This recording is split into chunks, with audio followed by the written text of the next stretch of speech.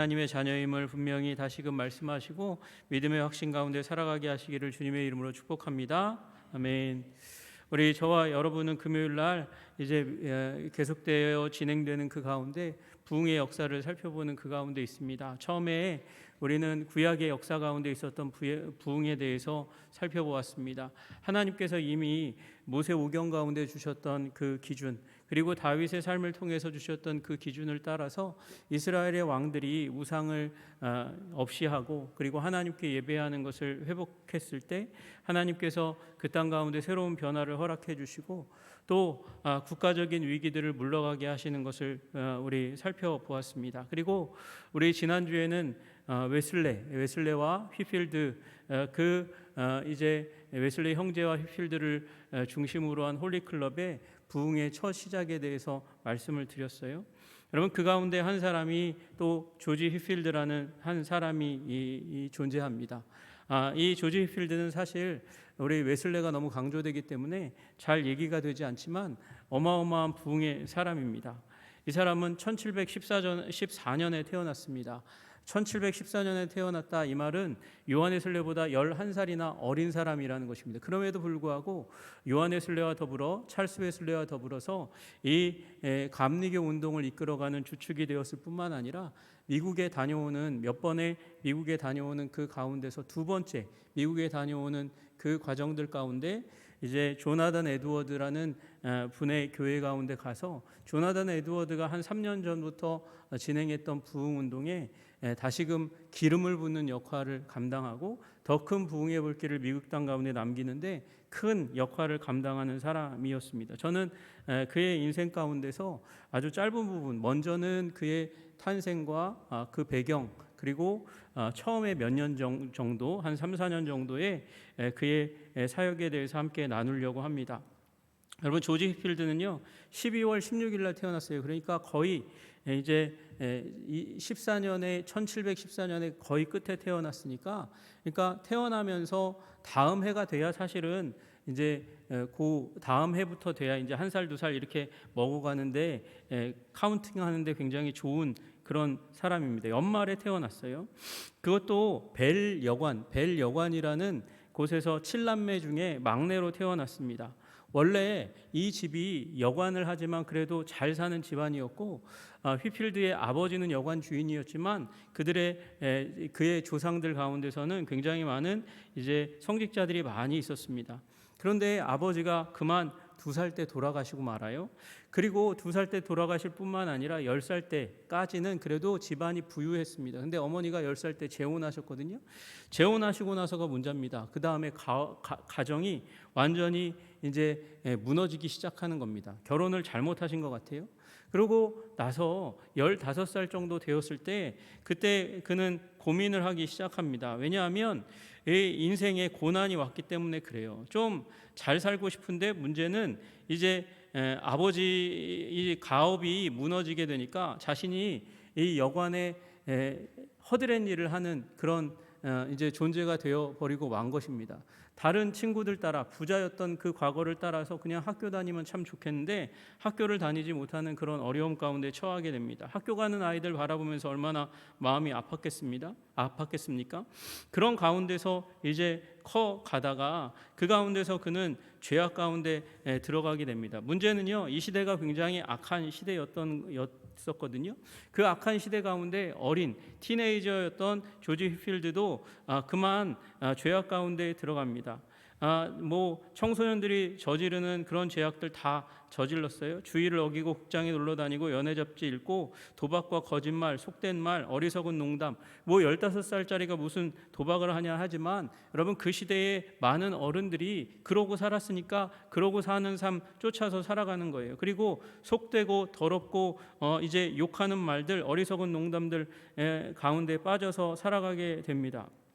그리고 그가 여관에서 하는 일들 중에 가장 중요한 일들 중에 하나는 어른들의 술을 따르는 일들이었습니다. 그 가운데서 하나님께서 그래도 기회를 주셔서 그가 이제 17살쯤 되었을 때 옥스퍼드에 들어가서 옥스퍼드에 이제 이 학교 생활을 시작하는 일이 일어났습니다. 하나님이 은혜로 주신 것이죠. 문제는요, 그가 이제 문제는 이제 근로장학생으로 들어갔다는 거예요. 돈 많은 귀족들이 들어간 학교 가운데 근로장학생으로 들어가서 아침에 공부 이제 잘하는 귀족을 위해서 자신이 먼저 공부해서 가르쳐주는 그런 역할. 그러니까 수업을 아침에 먼저 시작하고요. 그리고 이 귀족 학생들이 세수할 수 있도록 세수물 따다주고 방 치워주고 그리고 받는 그 돈들 허드렛 일 하는 그 돈들을 통해서 자기가 이제 돈을 모아서 학교 생활하는 겁니다. 그러니까 얼마나 힘들겠습니까? 게다가 그는 장애를 가지고 있었습니다. 4살 때 되던 해에 홍역을 앓았거든요. 홍역을 앓았는데 이 홍역을 앓고 나서 이제 문제는 그게 몸에 후유증으로 남았습니다. 그래서 눈 하나가 사시가 되었어요. 그러니까 이 사람이 나중에 부흥사 역할을 감당하면서 이제 미국과 영국을 오고 갈 때에 그의 별명이 뭐였냐 하면 사팔뜨기 박사였어요. 여러분 똑똑하고 말을 잘하는 것 같은데 눈이 사시예요. 그래서 그를 비웃는 일들이 굉장히 많이 있었습니다. 그런데 이 가운데서 그가 홀리클럽을 만나고 그리고 젊었을 때 저질렀던 자신의 죄악들을 살펴보면서 자신이 죄 중에 잉태되고 태어났다는 사실을 깨닫게 됩니다. 자기의 마음 안에 큰 죄악이 부패가 꿈틀거리고 있다는 사실을 알게 되었습니다. 아무리 애쓰고 힘써도 자신 안에 거짓이 있고 음탕한 말이 있고 하찮은 농담을 입에 달고 살 때 즐거워하는 자신의 내면을 바라보게 됩니다. 그리고 하나님의 이름으로 한 것은 아니지만 때때로 사람들을 저주하는 그 가운데 서 있는 자신의 모습을 보면서 자기 자신의 부족함과 죄악을 깨닫게 되는 일이 일어난 것이죠. 그런데 17살쯤 되었을 때에 그가 특이한 꿈을 꾸게 됩니다. 그가 꿈을 꿨는데 자신 앞에 펼쳐진 장면이 모세의 시대 가운데 시내산 앞에 있는 한 사람으로 나타나는 거예요. 하나님 뵙기로 되어 있는데 뵙는 것이 하나님을 만나는 것이 너무도 두려워하고 벌벌 떨고 있는 자신의 꿈을 보게 됩니다. 그런데 이 꿈이 너무 강렬해서 떠나지 않는 거예요. 머릿속에서 떠나지 않는 것입니다. 여러분 떠나지 않는 그 가운데서 이 얘기를 몇몇 사람들에게 했나 봐요. 했더니 한 사람이 휘필드야 그건 하나님이 너를 부르시는 거야. 하나님이 너를 부르시는 거야. 아니 꿈에 무슨 시내산이 나옵니까? 거기에 모세가 나옵니까? 그 시내산 위에서 임재하시는 하나님, 두렵게 임재하시는 하나님이 나타나십니까? 그 하나님이 자기를 부르는 걸 아는데 너무도 떨려서 앞으로 나가지 못하던 그 꿈의 한 장면이 계속해서 실제로 남아 있는 거예요. 그래서 그걸 얘기했더니 하나님의 부르심이라고 얘기하는 거예요. 누구는 그걸 캐치해서 하나님의 부르심이라고 얘기하는데 그걸 어머니에게 말씀드렸더니 어머니는 뭐라고 얘기하냐면 무슨 말하냐 입 닥쳐라 그러고 무시하는 거예요. 어머니는 무시했어요. 그러나 그걸 마음 가운데 두고 있다가 두려우신 하나님, 그 두려우신 하나님을 만나고자 하는 뜨거운 마음을 가지고 옥스포드에 들어가서 허드렛 일하고 열심히 일하는 그 가운데서 누굴 만납니까? 이 찰스 웨슬레와 요한 웨슬레 형제를 만나게 되는 거예요. 그리고 그들과 함께 교제하는 일들이 일어나게 되었습니다. 그게 그의 17, 18살 때의 모습입니다. 그런데 그 가운데 자신을 만나주시는 하나님, 그 하나님을 만나는 거예요. 홀리클럽이 어떤 클럽입니까? 하나님을 만나고자 경건 생활에 열심이었습니다. 예배 열심히 하고요. 기도 열심히 하고요. 금식도 하고요. 그리고 감옥도 가고요. 감옥에 가서 감옥 가운데서 선교하고 자비를 베푸는 일, 이 구제 활동도 굉장히 열심히 하는 그런 행동을 했습니다. 그리고 하나님을 만나기 위해서 하나님 마음에 들기 위해서 별의별 고행들을 다 합니다. 무릎 꿇고 그리고 계단을 올라가는 일들부터 시작해가지고 이제 추운 겨울, 추울 때도 하나님이 원하시는 내면의 모습을 갖추고자 땅바닥에 꼬꾸라져서 기도하는 그런 일들 가운데서 손이 얼고 발이 어는 일들이 부지기수였습니다. 그런 삶을 살았는데 문제는요, 이 휘필드의 심령 가운데 하나님의 평강이 임하지 않는 거예요. 도대체 내가 정말 하나님이 구원하신 구원의 사람인가? 그거에 대한 확신이 없는 거예요. 여러분, 우리 지난번에 나눴듯이 요한 웨슬레도 마찬가지예요. 요한 웨슬레도 그 리더로 11살이나 많은, 그래서 공부도 훨씬 더 많이 한, 휘필드보다 찰스 웨슬레보다 훨씬 더 공부 많이 한 요한에슬레도 마찬가지인 거예요. 여러분, 우리 신앙생활에 여러 가지 열심을 더하고 금욕생활도 하고 또 이 경건생활뿐만 아니라 고행을 한다 할지라도 우리는 하나님의 자녀가 되는 것이 아니라는 사실을 깨달아 아시기를 주님의 이름으로 축복합니다. 아무리 교회에 있어도, 교회 열심히 다녀도, 교회가 하라는 대로 다 해도 구원받지 못한 마음의 상태로 확신이 없는 가운데 살아가는 일들이 너무나 많이 있는 거죠. 여러분, 그게 루터도 마찬가지였어요. 루터도 그 마음 가운데 고통하고 아파하고 괴로워합니다. 여러분, 그래서 휘필드도요, 가슴 가운데 이 풀리지 않는 문제 때문에 고통하고 아파하고 괴로워합니다. 여러분, 그러는 가운데서 그가 책 하나를 읽습니다. 여러분, 이게 찰스 웨슬레가 준 책인데 헨리 스쿠걸이 쓴 인간의 영혼 속에 하나님의 생명이라는 책을 보게 되었어요. 여러분, 그때까지만 해도 그는 예배, 기도, 금식, 성찬에 참여하는 것, 선행, 도덕적인 삶 같은 경건의 삶을 열심히 하면 천국에 이를 수 있다고, 하나님이 받아주신다고 그렇게 생각했어요. 그런데 이 책을 읽다가 보니까 그게 아니라는 사실을 깨닫게 된 거예요. 외적인 행위나 의식으로는 영원히 구원을 받지 못한다는 사실이 이 책에 쓰여져 있었어요. 이 책을 읽고 나니까 외적인 행위나 의식으로는 영원히 구원받지 못한다? 나는 그걸로 구원받는 줄 알았는데 그걸로 구원받지 못한다고? 이렇게 쓰여져 있는 구절, 그 책의 앞부분을 읽다가 도대체 그럼 무엇으로 구원받는가 의문을 달다가 이거 불온서적 아닌가? 집어던지려고 하는 마음까지 가지게 되었어요. 여러분, 그는 마음속에 이웃들과 평화롭게 살고 절제된 식습관을 가지고 예배를 충실히 드리고 교회와 골방에 자주 가고 때때로 손을 내밀어서 가난한 자들을 구제하면 그러면 신앙적으로 할 일 다 한 거지, 그러면 충분한 거지, 그러면 하나님이 구원하셔야 하는 거지, 그렇게 생각했는데 그게 참신앙이 아니라고 한다면 그러면 뭐가 참신앙이라는 거야? 그가 마음에 고통하고 아파하고 괴로워하고 몇 날 며칠을 잘 자지도 못하고 먹지도 못한 채 고통합니다. 아파하기 시작합니다. 이 책을 불태워버릴까? 집어던져버릴까? 이거 어떻게 처리해야 되나? 막 그러다가 그래도 내게 주어진 숙제니까 한번 파고들어보자. 그리고 그 책을 손에 쥐고 그리고 계속해서 읽어가기 시작합니다. 읽어가다가 그 가운데서 가슴에 확 박히는 말씀이, 그 구절이 나와요. 참된 신앙이란 무엇인가? 참신앙이란 무엇인가? 하나님과 영혼이 연합되는 것이고 내 안에 그리스도의 형상이 이루어지는 것, 그것이 참신앙이라고 말씀하시는 거예요. 하나님과 내가 연합하게 되는 거고 그리고 내 안에 그리스도의 형상이 이루어지는 것, 연합해서 같이 함께함으로 말미암아 같이 하는 분, 예수 그리스도의 형상이 내 안에 이루어지는 것, 그것이 참신앙이라고 얘기한단 말이죠. 그런데 그게 어떻게 이루어지겠습니까? 어떻게 하나님과 내가 함께하고 죄인인 나와 거룩하신 하나님이 함께하는 일이 일어나고 그리고 내가 어떻게 그리스도를 닮는 일이 가능하겠냔 말이에요. 이 말에는 굉장히 큰 감동을 받았지만 이 감동이 자신의 삶을 구원의 확신을 확실히 주지 않는 그 상황 가운데서 하나의 말씀 구절이 그를 사로잡습니다. 그게 오늘 우리가 읽었던 말씀이에요. 우리가 읽었던 로마서 8장 15절 16절의 말씀입니다. 여러분, 너희는 다시 무서워하는 종의 영을 받지 아니하고 양자의 영을 받았으므로.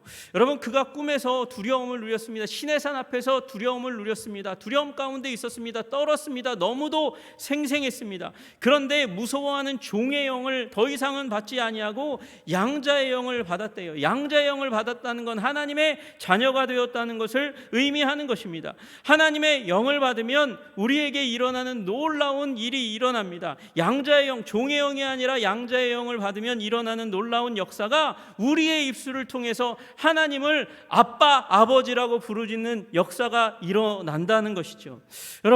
여러분이 하나님을 아바, 아버지라고 여러분의 입술을 통해서 거리낌 없이, 이상함 없이, 부자연스러움이 없이 하나님을 향해서 아빠, 아버지, 아바, 아버지, 아버지라고 부르짖는다면 여러분 이 여러분의 영혼 가운데 우리 성령께서 임하신 줄로 믿으시기를 주님의 이름으로 축복합니다. 성령께서 역사하신 줄로 일하신 줄로 믿으시기를 주님의 이름으로 축복합니다. 여러분, 그 일이 아무나 일어나는 일이 아니라는 것이에요. 여러분, 이게 휘필드가 깨달은 은혜인 것이죠. 그가 하나님을 향해서 그 두렵고 그래서 가까이 갈 수 없는 그 하나님을 향해서 휘필드가 뭐라고 불러요? 자신의 입술을 통해서 아바 아버지라고 부르짖고 있는 그 현상을 보면서 이미 나에게는 성령님께서 임하셔서 나에게 이 놀라운 일, 원래는 자연인으로서는 할 수 없는 일, 죄인으로서는 할 수 없는 일을 하게 하시는구나 라고 알게 되는 것이죠. 여러분, 여러분에게 이 은혜가 임하시기를 주님의 이름으로 축복합니다. 여러분, 임하지 않은 분들에게는 이 은혜가 임하시는 은혜가 있으시기를 축복합니다. 여러분, 임하신 여러분들에게는 여러분의 구원이 더 이상 의심되지 않는 일이 일어나시기를 주님의 이름으로 축복합니다. 여러분, 아무나 하나님을 향해서 아바 아버지라고 부르짖을 수 없는 거예요. 여러분, 이든이가 저한테 와가지고 아빠라 그러면 제가 받겠어요? 그걸? 못 받아요. 아버지와 아들의 관계는 특수관계예요. 아무나 나를 아버지라고 부르게 할 수가 없는 거예요. 여러분, 우리에게 주어진 이 특권적인 관계는 하나님께서 양자의 영, 다시 얘기해서 성령을 주셨기 때문에 가능한 일이라는 것이죠. 우리 16절에 보세요. 성령이 친히 우리의 영과 더불어 우리가 하나님의 자녀인 것을 증언하시나니. 여러분, 누가요? 성령이요. 누구의 영과 더불어서요? 우리의 영과 더불어서 함께해서. 여러분, 이 휘필드가 이 책을 읽어가다가, 찰스 웨슬레가 추천한 이 책을 읽어가다가 마음에 탁 걸린 구절이 뭐라고요? 참된 신앙은 하나님과 나의 영혼이 연합되는 것이며, 연합된 거예요. 성령이 친히 우리의 영과 더불어 연합하여 가지고, 그래서 우리가 하나님의 자녀인 것을 증거하는 거예요. 여러분, 예수님은 하나님 아버지의 독생자예요. 독생자. 여러분, 그러면 예수님은 누구를 닮았겠습니까? 하나님을 닮았어요. 우리는 하나님의 자녀인 것을 누가요? 성령이 증거하시잖아요. 그럼 저와 여러분은 누굴 닮습니까? 하나님 아버지를 닮잖아요. 그래서 하나님 아버지를 닮은 나와 하나님을 닮은 예수님과는 형제지간, 닮은 지간이 되는 거예요. 여러분, 내 안에 그리스도의 형상이 이루어지는 것, 그것이 참 신앙이라고 얘기하는데, 이 휘필드가 이게 확 믿어지는 거예요. 여러분, 여태까지 막혔어요. 영적으로 막혔던 것이 이 순간 이것을 깨닫고 하나님이 주신 그 은혜, 나의 입술, 죄악되고 더럽고 거짓말하고 욕하고 저주하는 이 입술에 하나님께서 성령의 은혜를 허락하여 주심으로 말미암아 아바 아버지라고 부르짖게 하셨어요. 그게 하나님의 전적인 은혜예요. 내가 이루는 게 아니라, 내가 할 수 있는 게 아니라 하나님께서 은혜를 주셔서 아바 아버지라 부르짖는 줄로 믿으시기를 주님의 이름으로 축복합니다. 여러분, 그러니까 휘필드가 이 순간 자신의 신앙에 모든 의문이 다 떠나가는 거예요. 댐이 한순간 무너지듯이 은혜를 맡고 있던 모든 장애물들이 한순간 무너지는 역사가 일어납니다. 여러분, 그리고 그는 거리로 나가서 설교하는 일들이 일어나는 거예요. 여러분, 이제 18살에 이 문제 해결하고요, 20살 정도 되어가지고 대학교 졸업하면서 목회자로 안수받습니다. 그때는 빨랐어요. 목회자로 안수받아요.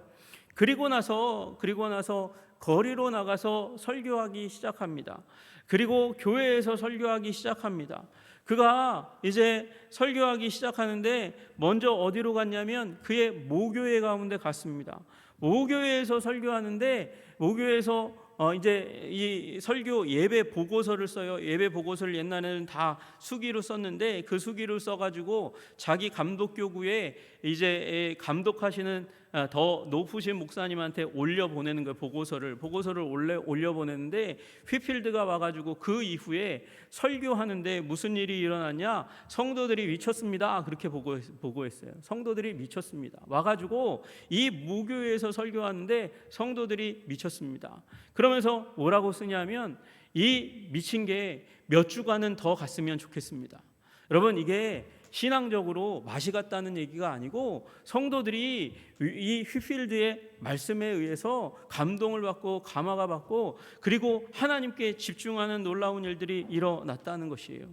여러분, 그렇게 얘기하고 여기에서 몇 주간 계속해서 설교합니다. 계속해서 몇 주간 설교하고 부흥의 불을 붙이고 나서 휘필드가 그리고 또 다른 곳 이제 조지아로 와달라는 요한 웨슬레, 그 당시에 미국에 가서 사역하고 있었거든요. 사역하고 있는 이 웨슬레가 자신을 불렀어요. 그래서 조지아라는 곳에, 미국 조지아라는 곳에, 그러니까 미국에 보시면 뉴욕 쪽에 있는 쭉 동부에 쭉 있는 연에 있는 그곳 가운데 있는 조지아에 가려고 그래서 항구에 가서 기다립니다. 기다리는 그 가운데 메시지 전하는데 놀라운 변화들이 일어나는 거예요.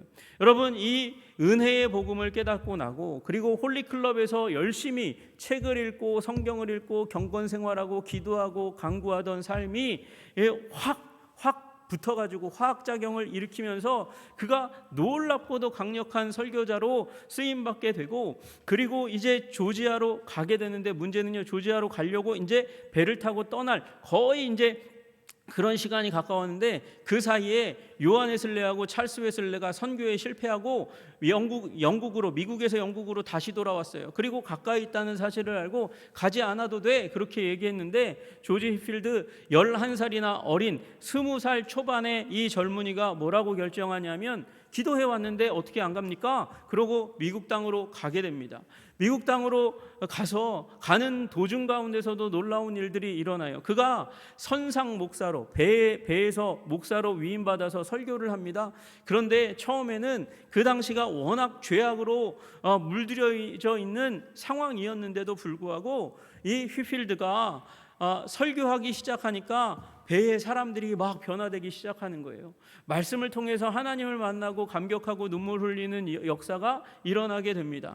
여러분, 거기서 끝나지 않고 따라오는 옆에 붙어있는 자그마한 배가 2척이나 더 있었는데 이 조지 휘필드가 목소리가 컸나 봐요.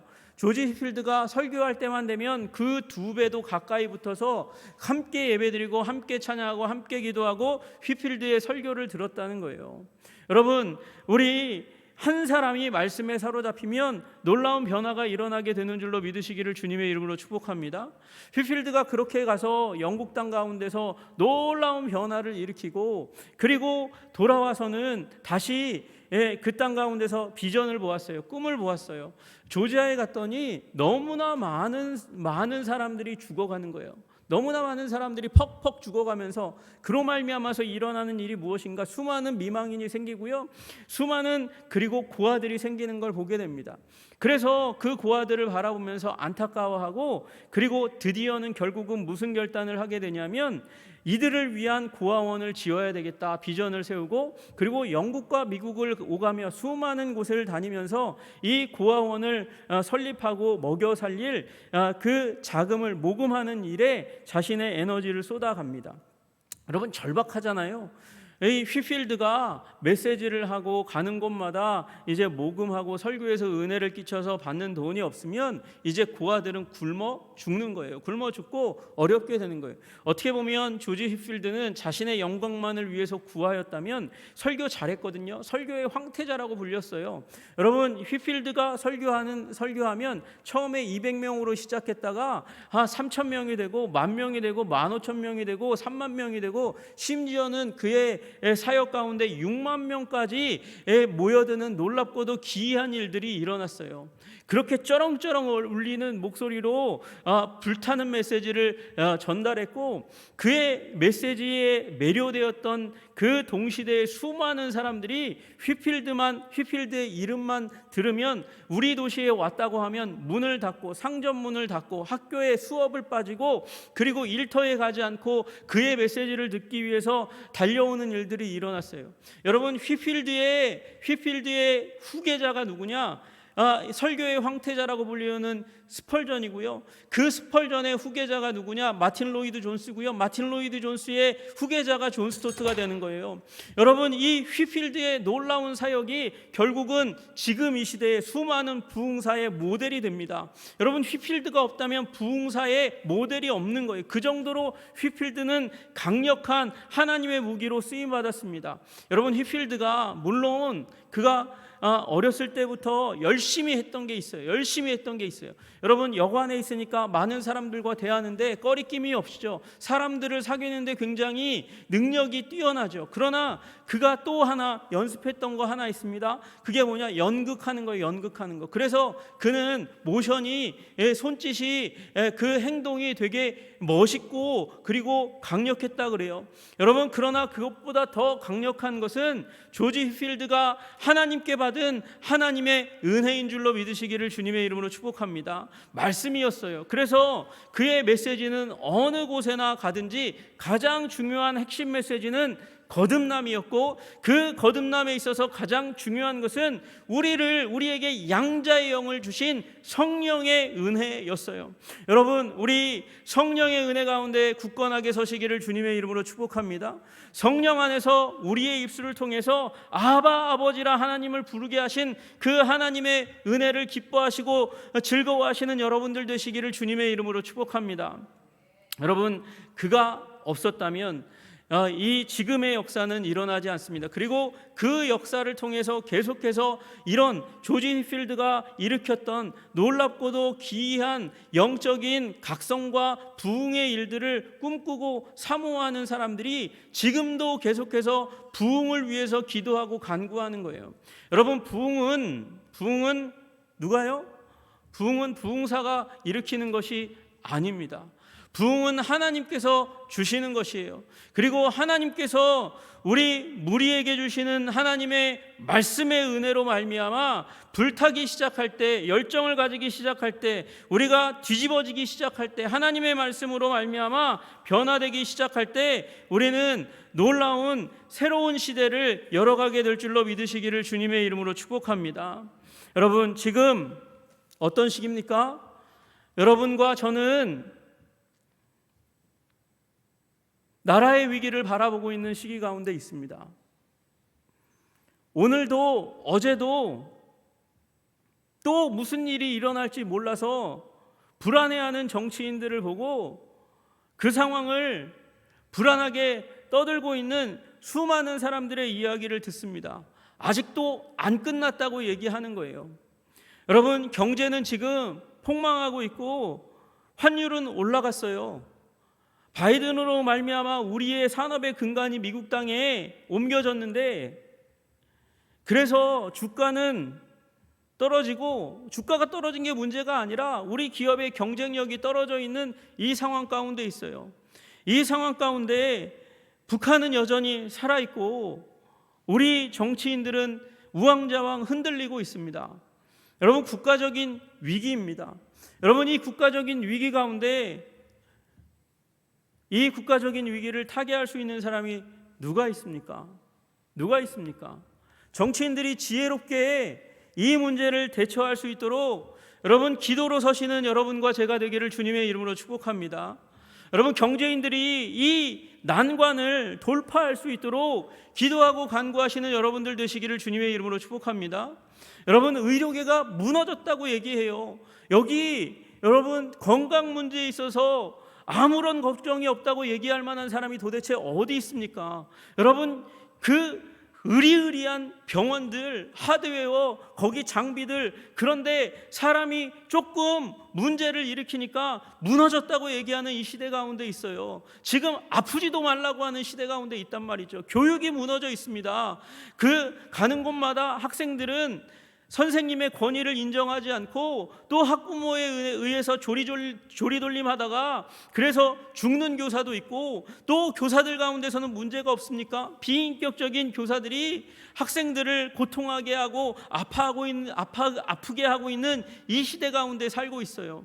교회가 소망이 있습니까? 교회 지도자들도 하나같이 똑같습니다. 저도 마찬가지예요. 욕심으로 똘똘 뭉쳐있고 이기심으로 똘똘 뭉쳐있습니다. 여러분, 이 상황을 타개하실 이는 오직 하나님밖에 없는 줄로 믿으시기를 주님의 이름으로 축복합니다. 성도들은 달라요. 성도들은 헌신하라고 하면 이기심 가지고 자기의 삶을 보존하는데 더 급급하지 하나님의 영광이 우선순위가 아니잖아요.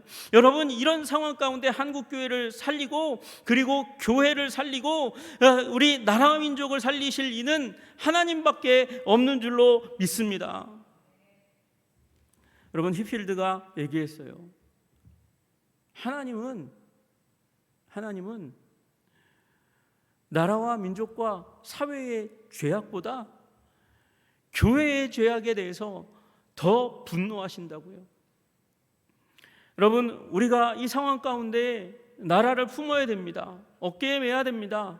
하나님, 이 나라 민족 가운데 이제는 다시는 서로에게 총뿌리를 겨누고 칼질을 하는 일이 일어나지 않도록 주님 도와주시옵소서.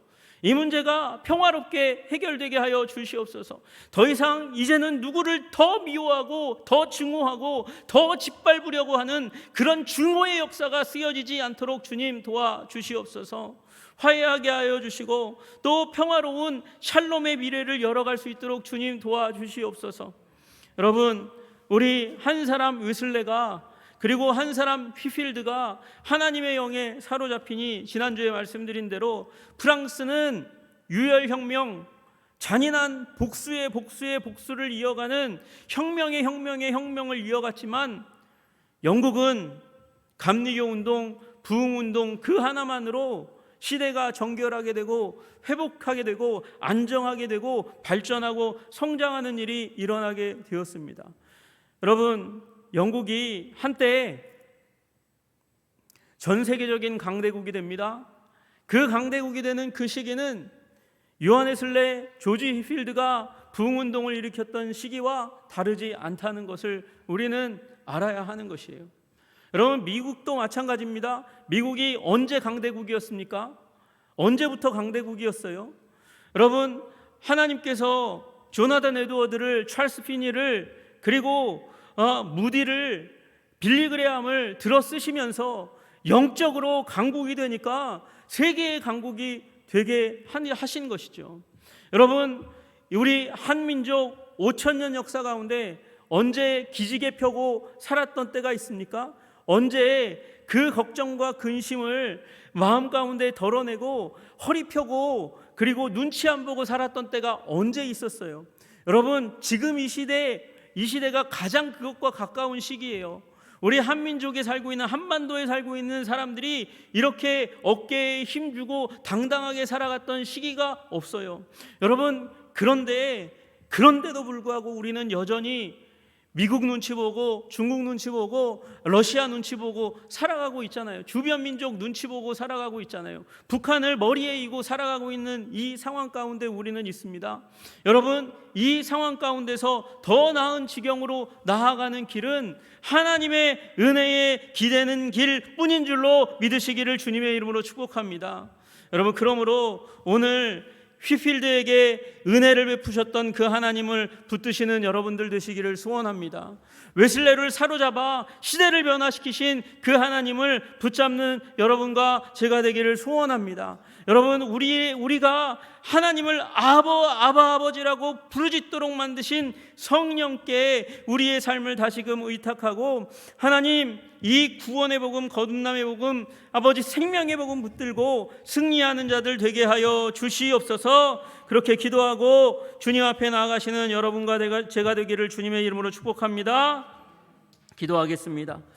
하나님 아버지, 감사하고 찬양합니다. 하나님 아버지, 영국이 변화된 것 휘필드와 그리고 웨슬레 때문이었습니다. 하나님을 붙드니 하나님의 거룩함이 들어오게 됩니다. 하나님과 연합하고 하나님을 닮아가는 일들이 일어납니다. 그래서 하나님, 감옥이 가득 차고 집집마다 이제 한 집 건너 한 집 건너 술집으로 가득 찼던 영국 땅이 변화되게 되었습니다. 하나님, 우리에게도 놀라운 변화가 일어나게 하여 주시옵소서.